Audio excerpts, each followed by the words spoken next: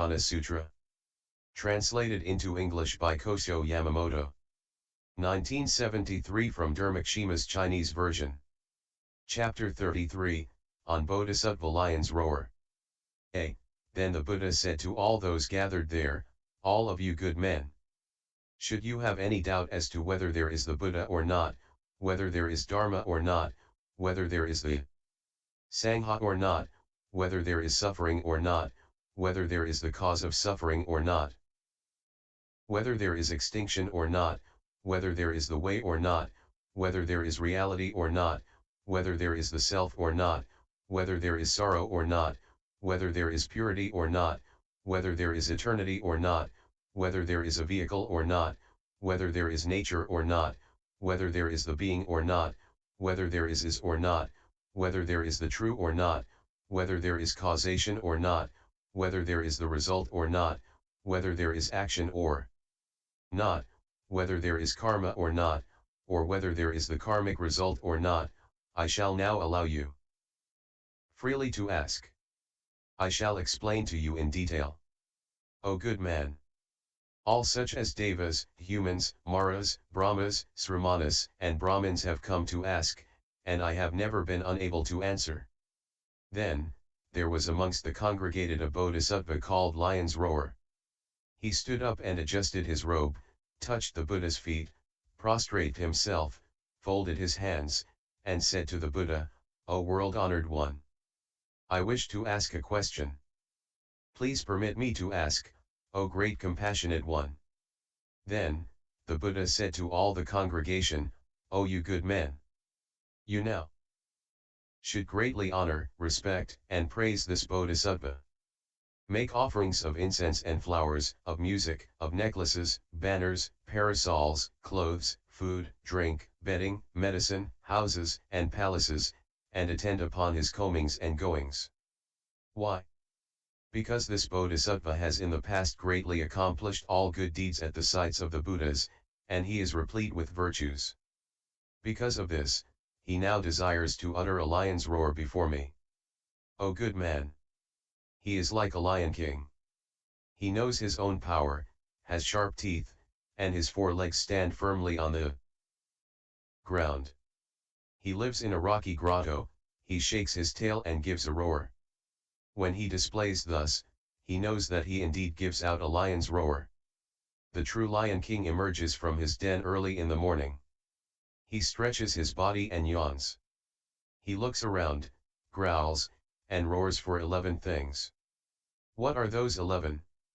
First, he desires to crush a person who, not truly being a lion, makes the pretense of presenting himself as a lion. Second, he now desires to test his own physical strength. Third, he desires to purify the place where he lives. Fourth, he desires to know the places where all others are living. Fifth, he does not fear any other. Sixth, he desires to awaken those who are asleep. Seventh, he desires to make all indolent beasts non-indolent. Eighth, he desires all beasts to come and surrender to him. Ninth, he desires to subjugate the great Gandhahastan.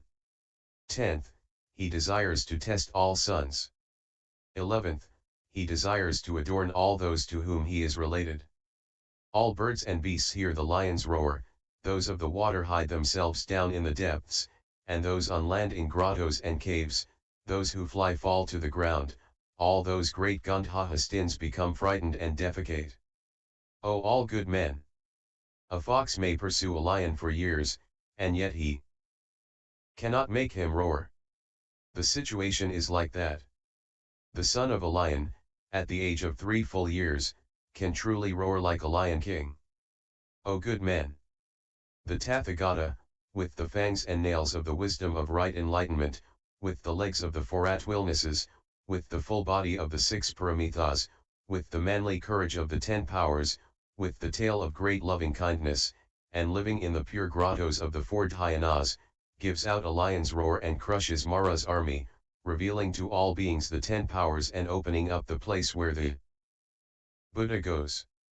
He becomes a refuge to all those fleeing from twisted views, he consoles beings who are in fear of birth and death, he awakens beings who drowse in ignorance, he proclaims to those of twisted views that what the six masters, i.e. teachers of the six non-Buddhist schools of belief say is not the lion's roar, he crushes the arrogant mind of Paranikajyapa, i.e. one of the six masters and others, he causes the two vehicles to become repentant, he teaches all bodhisattvas of the stage of the fifth abode and enables them to acquire a mind of great power, he causes the four classes of the Sangha who abide in right views not to be afraid of the four classes of the Sangha who abide in twisted views. He steps forth from the grottos of holy actions, pure actions, and heavenly actions so as to crush the arrogance of all beings. He yawns so as to call forth wonderful Dharma. He looks towards the four directions so as to cause beings to gain the four unmolestednesses in hindrances, i.e. the fourfold unhindered knowledge. His 4 feet stand firmly on the ground, so that beings can peacefully abide in Silaparamita. Thus, he utters a lion's roar. To utter the lion's roar means to make it known that all beings have the Buddha nature and that the Tathagata is eternal and unchanging. O good man! The Sravakas and Pratyekabuddhas follow the Tathagata world-honored one for a period of an innumerable 100,000 asamkhas of kalpas, and yet are unable to utter the lion's roar. If the bodhisattvas of the stage of the 10 abodes can practice these 3 actions, i.e. the 3 actions of body, mouth, and mind, know that they will be able to utter the lion's roar. O all good men! Now, this bodhisattva lion's roar wishes to raise the great lion's roar. This being so, make offerings to him with the deepest mind, and respect, honor, and praise him. Then, the world-honored one spoke to Bodhisattva Mahasattva lion's roar, O good man! If you desire to ask anything, do now put your questions. Bodhisattva Mahasattva lion's roar said to the Buddha, O world-honored one! What is the Buddha nature? Why do we speak of Buddha nature? Why do we say the eternal, bliss, self, and the pure? If all beings possess the Buddha nature, why is it that they do not see their own Buddha nature? In what do the bodhisattvas of the stage of the 10 Brahmas live, and why can they not clearly see it, i.e. the Buddha nature? Abiding in what Dharma can the Buddha clearly see it? With what eye can the bodhisattvas of the stage of the 10 Brahmas not clearly see it? With what eye can the Buddha clearly see it? The Buddha said, well said, O good man! If any person pays homage to Dharma, he will be equal to 2 adornments. The one is wisdom, and the other is will. If any bodhisattva is perfect in these 2 adornments, he will be able to know the Buddha nature and will know why we say Buddha nature. Also, he can see with what eyes the bodhisattvas of the 10 Brahmas see and with what eyes all Buddhas see. Bodhisattva lion's roar said, O world-honored 1. What is the adornment of wisdom? O good man! The adornment of wisdom refers to what pertains to the first bhumi up to the 10th. The adornment of will refers to Danaparamita unsurpassed giving up to prajna wisdom. This is not prajnaparamita transcendent wisdom. Also, next, O good man! The adornment of wisdom is none other than all Buddhas and Bodhisattvas. The adornment of will refers to Sravakas, Pratyekabuddhas, and the Bodhisattvas of the 9 Brahmas. Also, next, O good man! The adornment of will is the law dharma of the common mortal, being the created, the ashravic defiled, the existing, that which engenders karmic results, that which has hindrances, and is non-eternal. O good man! You now possess these 2 adornments. That is why you effectively put such deep-rooted questions.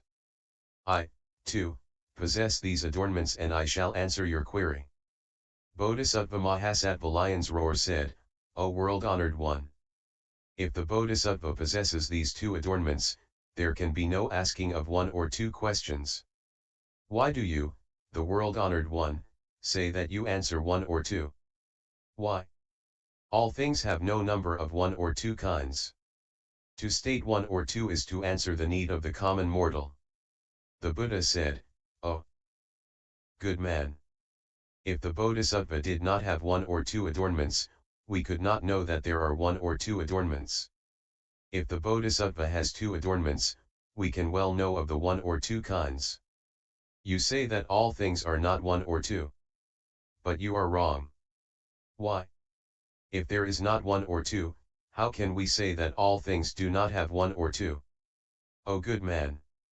If you say that speaking of one or two relates to the phase of the common mortal, this refers to the Bodhisattva of the grade of the 10 Brahmas.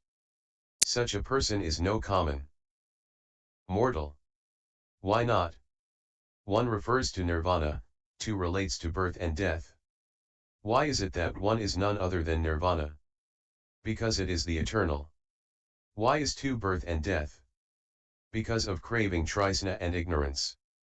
Eternal Nirvana is not a phase of the common mortal, the two of birth and death is again not a phase of the common mortal. Because of this, being perfect in the two adornments, one questions well and answers well. O good man! If you desire to know what the Buddha nature is, listen carefully, listen carefully. I shall now analyze and explain it to you. O good man! The Buddha nature is none other than the all-void of Paramartha Satya, ultimate truth. The all-void of Paramartha Satya is wisdom. We say all-void. This does not refer to no void, any voidness, nor non-void. Knowledge jnana sees the void and the non-void, the eternal and the non-eternal, suffering and bliss, the self and the non-self. The void refers to all births and deaths. The non-void refers to great nirvana. And the non-self is nothing but birth and death. The self refers to great nirvana. If one sees the all-void, but does not see the non-void, we do not speak of this as the middle path. Or if one sees the non-self of all things, but does not see the self, we do not call this the middle path. The middle path is the Buddha nature. For this reason, the Buddha nature is eternal and there is no change. As ignorance overspreads them, all beings are unable to see.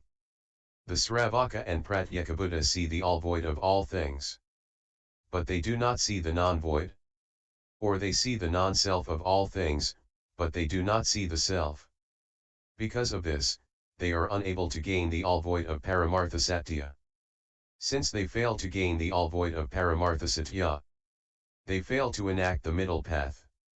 Since there is no middle path, there is no seeing of the Buddha nature. O good man! There are three seeings of the middle path, i.e. constituting the middle path. The one is the definitely blissful action, the second is the definitely sorrowful action, the third is the sorrow-bliss action. We say definitely blissful action.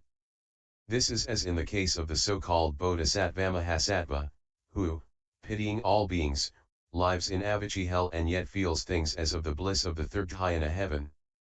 We say definitely sorrowful action, referring to all common mortals. We say sorrow-bliss action. This alludes to Sravakas and Pratyeka Buddhas. The Sravakas and Pratyeka Buddhas experience sorrow and bliss, and gain the thought of the middle path. For this reason, though a person possesses the Buddha nature, he cannot see it well. O good man! You say that we speak of the Buddha nature. O good man! The Buddha nature is the seat of the middle path of the unsurpassed enlightenment of all Buddhas. Also, next, O good man! There are three kinds of way, which are, low, top, and middle. The low refers to the non-eternal of Brahma, in which one mistakes the non-eternal for the eternal. The top refers to the non-eternal of birth and death, which people wrongly conceive as the eternal. The three jewels that are eternal are wrongly conceived of as eternal, sick, non-eternal. Why do we call it the top? Because by it, one well gains unsurpassed enlightenment. The middle is the all-void of Paramartha Satya. This sees the non-eternal as the non-eternal and the eternal as the eternal. The all-void of Paramartha Satya is not made, i.e. designated low. Why not? For it is that which all common mortals do not have. We do not call it top. Why not? Because it is the top one. The way of all Buddhas and Bodhisattvas is neither the top nor the low. We call it the middle path. Also, next, O good man! There are two kinds of original abode of birth and death. The one is ignorance, and the other is clinging to what exists. In between these two are the sufferings of birth, old age, illness, and death. We call this the middle path. This middle path well destroys birth and death. That is why we say middle. That is why we call the teaching of the middle path the Buddha nature. Therefore, the Buddha nature is the eternal, bliss, the self, and the pure. All beings do not see this. Hence there is for them no eternity, no bliss, no self, and no purity. The Buddha nature is not non-eternal, not non-bliss, not non-self, and not non-purity. O good man! There is a poor man, in whose house there is a storehouse of treasure. But the man cannot see it. So, there is no eternity, no bliss, no self, and no purity. There is there a good teacher of the way, who says to him, "You have a storehouse in your house, in which there is gold. Why is it that you are poor, have worries, and have no eternity, no bliss, no self, and no purity?" Utilizing certain means, he enables the man to see this. On seeing this, the person gains the eternal, bliss, the self, and the pure. It is thus. The same is the case with the Buddha nature. Beings cannot see it. It's not being seen, no eternity, no bliss, no self, and no purity exists for them. The good teacher of the way, all Buddhas and Bodhisattvas, by enacting the means and telling them various enlightening stories, enable them to see. Through seeing, these beings reach the eternal, the bliss, the self, and the pure. Also, next, O good man! There are two ways in which beings see. One is, and the other is not. Such two are not the middle path. When there is no is and no not is, we have the middle path. What sees as not is and not is the knowledge jnana that meditates and perceives the links of interdependence. This kind of knowledge that sees is the Buddha nature. The two vehicles may meditate on causal relations, but such cannot be called Buddha nature. The Buddha nature is eternal. But all beings cannot see it because of the overspreading of ignorance. They cannot yet cross the waters of the links of interdependence. It is as though they were like hares and horses. Why? Because they cannot see the Buddha nature. O good man! The wisdom that can meditate on the links of interdependence is the seed that gains one unsurpassed enlightenment. For this reason, we call the links of interdependence the Buddha nature. O good man! For example, we call the cucumber fever. Why? Because it bears on relates to, cures fever. The same is the case with the links of interdependence. O good man! The Buddha nature has a cause and a cause of the cause, it has a result and a result of the result. Cause is the links of interdependence. The cause of the cause is wisdom. Result is unsurpassed enlightenment. The result of the result is Mahaparinirvana. O good man! For example, ignorance is the cause and all actions the result. Action is the cause, and consciousness is the result. Because of this, the body of ignorance is the cause and also the cause of the cause. Consciousness is the result and, also, the result of the result. The same is the case with the Buddha nature. O good man! Because of this, the links of interdependence are no going out and no dying out, no eternally and no disruption, not one and not two, no coming and no going, no cause and no result. O good man! It is the cause and not the result, as in the case of the Buddha nature. It is the result and not the cause, as in the case of great nirvana. It is the cause and it is the result, as in the case of the links of interdependence. Causeless and resultless is the Buddha nature. As it does not arise out of causality, it is eternal and it knows no change.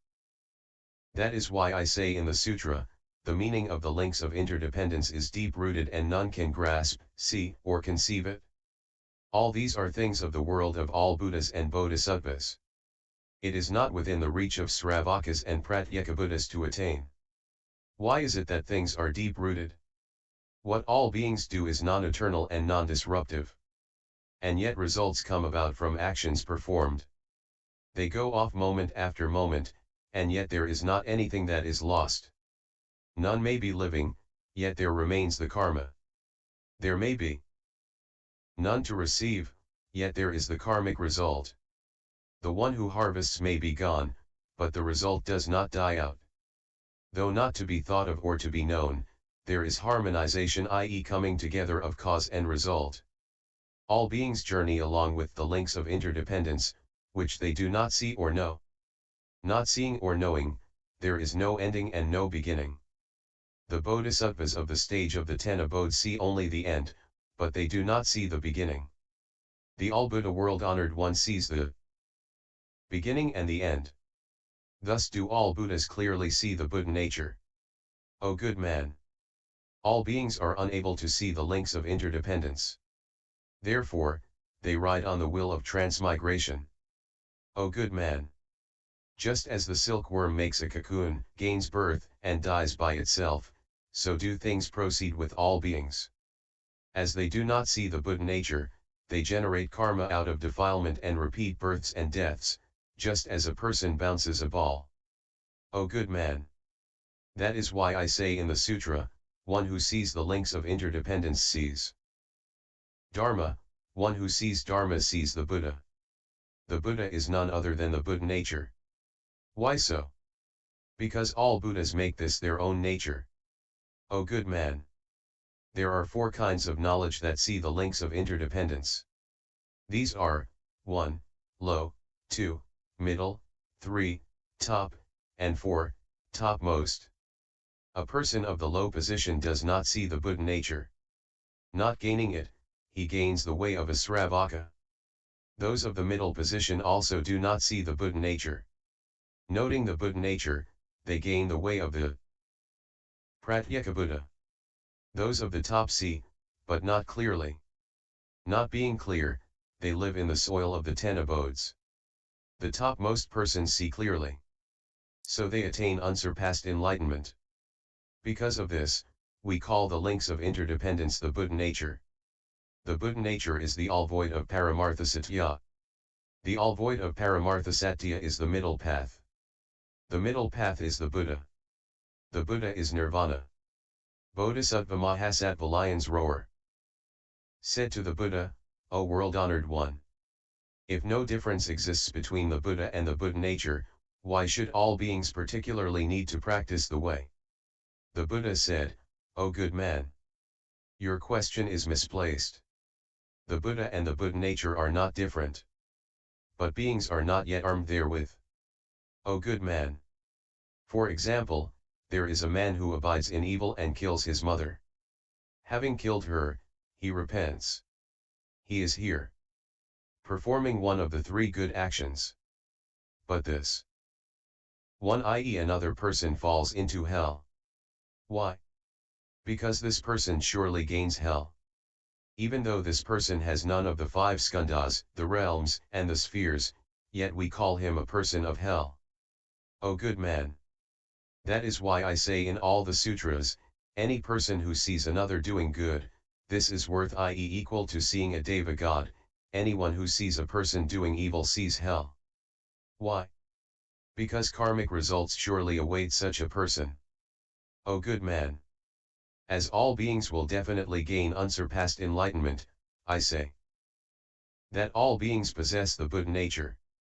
The beings actually do not possess the signs of perfection and the minor marks of excellence. So, in this sutra, I say in Agatha, what originally was is now no longer, what originally was not, now is, there can be nothing such as is that obtains in the 3 times. O good man! There are 3 kinds of what exists. One is what comes about in the days to come, the second what actually exists there now, and the third what was there in the past. All beings will gain unsurpassed enlightenment in the days to come. This is the Buddha nature. All beings now possess all bonds of defilement. So they do not possess at present the signs of perfection and the minor marks of excellence. Thus, the beings who have cut off the bonds of defilement in the past see, in the present, the Buddha nature. So, I always say that beings all possess the Buddha nature. I even say that the Ekantaka most spiritually blinded of persons possesses the Buddha nature. The Ekantaka has no good Dharma. The Buddha nature too is a good Dharma. As there are the days to come, there is also the possibility for the Ekantaka to possess the Buddha nature. Why? Because all Ekantakas can definitely attain unsurpassed enlightenment. O good man! As an example, there is a man who has some cream. People ask, do you have any butter? He answers, I have. But, truth to tell, cream is not butter. Skillfully worked out, i.e. using skillful means, he is sure to gain it. So he says that he has butter. It is the same with beings. All have the mind. Anyone with the mind will assuredly reach unsurpassed enlightenment. Added. That is why I always say that all beings possess the Buddha nature. O good man! Of the Absolute, there are two kinds. One is the Absolute in adornment, and the other the ultimate of the Absolute. One is the Absolute in the secular sense, and the other the Absolute in the supramundane sense. By the Absolute in adornment is meant the six paramithas. The ultimate of the Absolute is the one vehicle which beings gain. The one vehicle is the Buddha nature. That is why I say that all beings possess the Buddha nature. All beings possess the one vehicle. As ignorance is spread all over them, they cannot see. O good man! In Uttarakuru, the fruition of Trayastrimsa heaven cannot be seen by beings because there is this overspreading of ignorance. It is the same regarding the Buddha nature. Beings cannot see it because of the overspreading of defilement. Also, next, O good man! The Buddha nature is the Saramgama Samadhi, deepest state of meditative absorption. Its nature is like Sarpermanda, most delicious and efficacious of all milk medicines. It is the mother to all Buddhas. By dint of the power of the Saramgama Samadhi, all Buddhas gain the eternal bliss, the self, and the pure. All beings possess the Saramgama Samadhi. Not practicing, they cannot see it. Hence, there is then no gaining of unsurpassed enlightenment. O good man! The Saramgama Samadhi has 5 names, which are, 1. Saramgama Samadhi, 2. Prajnaparamita transcendent wisdom, 3. Diamond Samadhi, 4. Lion's roar Samadhi, 5. Buddha nature. According to the part it takes, it has various names. O good man! Just as a single Samadhi gains various names, such as in connection with dhyana we say 4 dhyanas Katvari dhyanani, in element Samadhi element, in power Samadhi power, in element Samadhi element sick, in rightness right meditation, and in the 8 awakened minds of a great man right meditation. So does it obtain with the Saramgama Samadhi. O good man! All beings are perfect in 3 Samadhis, which are, top, middle, and low. The top refers to the Buddha nature. So, we say that all beings possess the Buddha nature. By middle is meant that all beings possess the first dhyana. When causal relations are favorable, they can indeed practice, if not, they cannot. Of causal relations, there are 2 kinds. The one is fire, and the other the bond that destroys the things of the world of desire. So, we say that all beings are perfect in the middle grade Samadhi. The low grade Samadhi is none but the Kata Samadhi of the 10 Mahabhumikas. Though possessing the Buddha nature, all beings are unable to see it, being overspread with defilement. The Bodhisattva of the 10 abodes sees the one vehicle, but he does not know that the Tathagata is eternal. So, though the Bodhisattva of the 10 abodes sees the Buddha nature, he cannot see it clearly. O good man! Shuryo means the ultimate of all things, Gan means strong. As the ultimate of all things is strong, we say Saramgama. So, the Saramgama Samadhi is made to stand for the Buddha nature. O good man! I once lived by the river near Anjana and said to Ananda, I now intend to bathe in the river. Give me my robe and the washing powder soap. I then got into the water. All flying birds and those on water and land came and watched. Then there were also Brahmacarins, who lived near the river. They came to me and said, how can you hope to gain the adamantine body? If Gautama does not talk about not is, I shall follow him and accord with the rules of food. O good man! I, at that time, with mind-reading wisdom, fathomed the mind of the Brahmacarins and said to them, what do you mean by saying that I talk of not is? All the Brahmacarins said, you, Gautama, have previously stated, here and there in the sutras, that all beings do not possess the self. Now you say that there is no self. How can you say that this is not the not is theory? If there is no self, who upholds the precepts and who violates them? I, the Buddha, said, I have never said that all beings do not have the self, I have always said that all beings have the Buddha.